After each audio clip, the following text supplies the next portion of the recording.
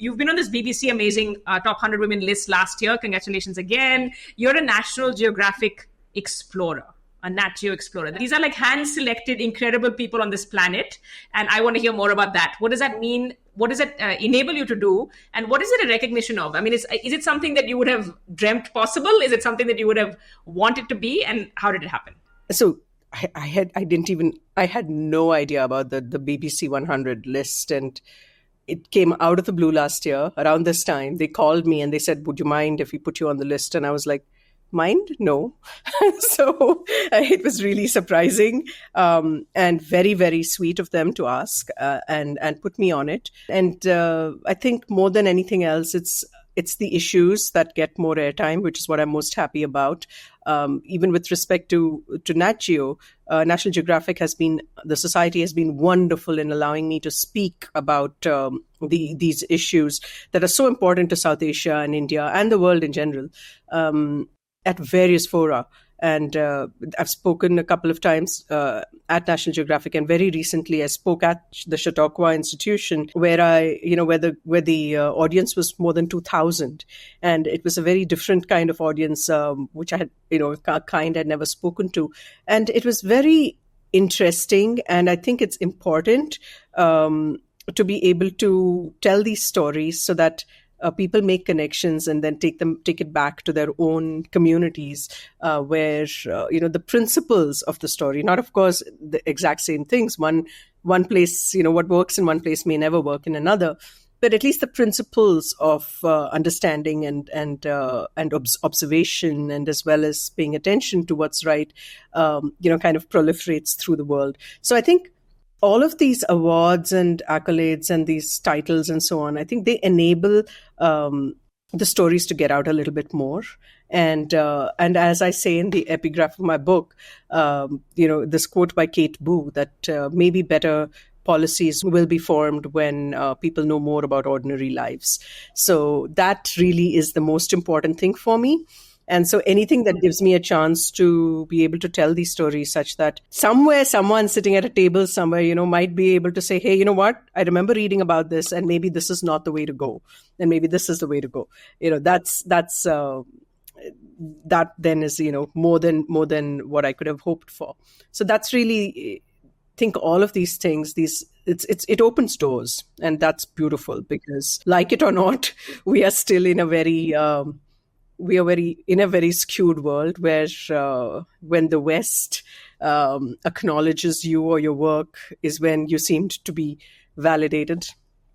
It's really sad, but that is how it is still. And the thing is that it does open doors, and as long as the word or the issues get their fair time, because that's really what is pressing right now. If we don't tackle this right now, we're kind of down a very slippery slope.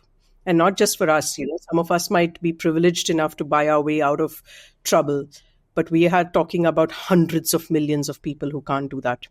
And COVID is another thing which came back to bite us, to show us how nobody is immune to all of this, right? So it really is now that we need action. It is now that we need the people at the top to really sit up and take notice. So anything that helps get the word out is welcome.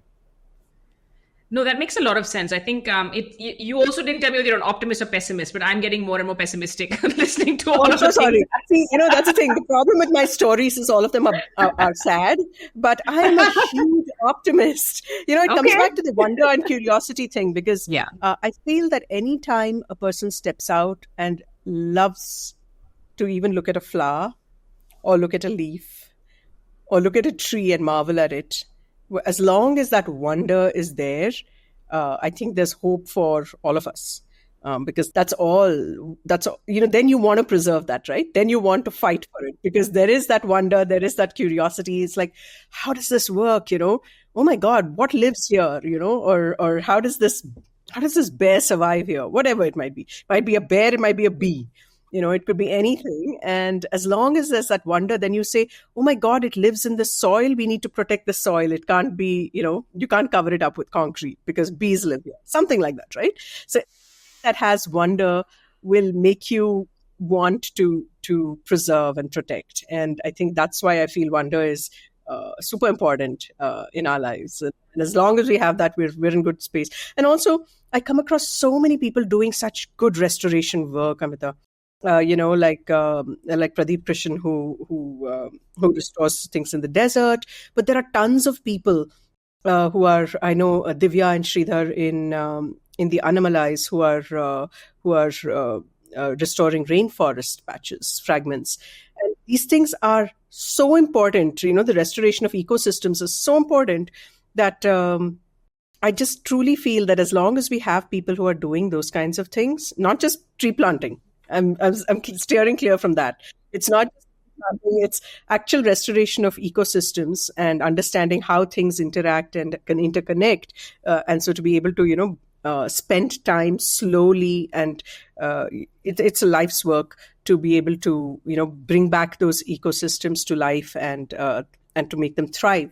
I see so many people doing that kind of stuff that I feel we're on our way.